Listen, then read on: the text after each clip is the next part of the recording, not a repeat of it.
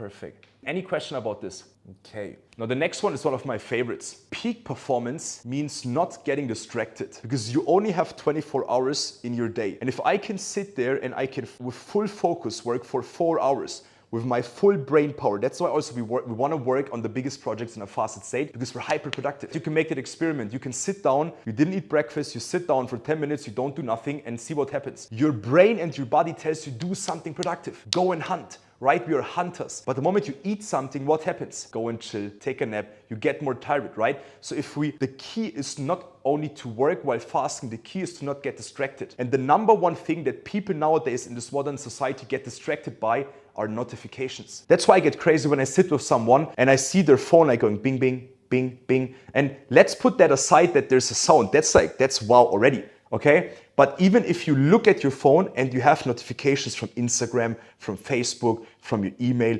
it's like, oh my gosh, you want to be productive, but you already see the 10 things that distract you. That's why it's a no-go to have these notifications on. I tell my clients, I tell my family, I tell my friends, if you send me a message, I don't see it. Why? Because I have big goals that I want to work on. I want to make progress that makes me happy. I can't get distracted. So I have a rule with them that they need to call me, right? If it's urgent. And then I know, okay, somebody called me, let me get back to him ASAP. But otherwise, we just can't get distracted by notifications. So important. So let me ask you and be very honest here. How many notifications do you have turned on? And what type of notifications? I love it. I love it. Beautiful.